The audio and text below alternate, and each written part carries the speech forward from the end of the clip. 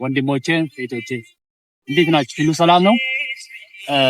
ዛሬ አዲስ ነገር ይወጣቻለሁ። እሱም ለውጥ ያማል የሚል ዙሪያ ላይ እቺ መጽሐፍን አይታችኋል? እቺ መጽሐፍ እዩ ለውጥ ያማል የሚል መጽሐፍ በእጄ ያለችና በሱ ዙሪያ ለማስተማር የሚፈልግ ነገር አለና እሱም ለውጥ ያማል አለና የለውጥ ልምምድ በህመም የተሞላ ስለሆነ ከሞት በኋላ የሚመስል ነው።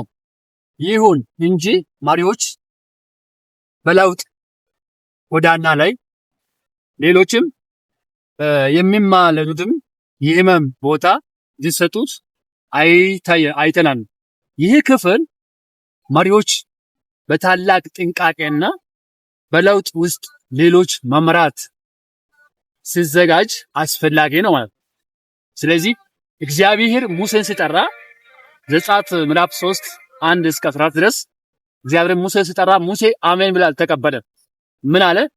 እኔ አልችልም፣ እኔ ለዛው አይበቃኝም፣ አማርኛም ብዙ የለኝም፣ አፌ ራሱን ታፍታፋ ነው በሚል ላይ ብዙ ጊዜ ከእግዚአብሔር ሲያወራ እግዚአብሔር እኔ የምንሰራው ናና ትውልድን አሻግረው፣ ትውልድን አሳልፈው፣ ትውልድን ምራው ብሎ እግዚአብሔር ለመሪነት ሲጠራ ሙሴ አልተቀበለም በደስታ ማለት ነው። ስለዚህ ዛሬ ለውጥ ያማል ብል እቺ መጽሐፍ ብዙ ምስጢር ያዘች ናት። መማር የሚፈልጉት ወይንም መስማት የሚፈልጉት ኮሜንት ላይ እኔ እፈልጋለሁ ብላችሁ ስልክን ጻፉ። ወይንም ጥያቄ ያላችሁ ካላችሁ ጥያቄው እዛ ላይ አስቀምጡት ኮሜንት ላይ ማለት ነው። ስለዚህ ለውጥ ያማል ስል ለውጥ ጥሩ ነው፣ ሁላችን እንፈልጋለን፣ ሁላችን ተፈላጊ ነን፣ ሁሉ ሰው ይፈልጋል።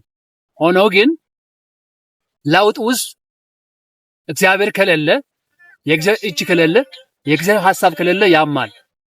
የእግዚአብሔር ሐሳብና የእግዚአብሔር ቅድቅን ካለ ግን ስኬታማ ነው።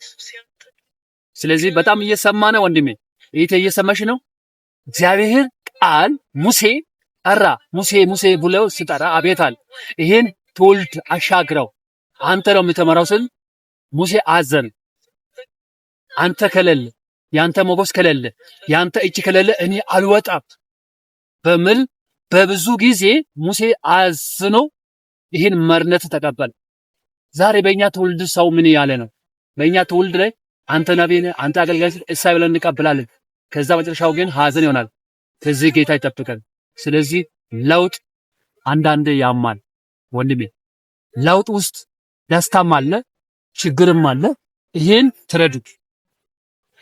በተለይ አገልጋዮች ብዙ ስፍራ ብዙ ቦታ ያላችሁ ይሄን ድምጽ መስማት የምችሉት ለውጥ ያማል።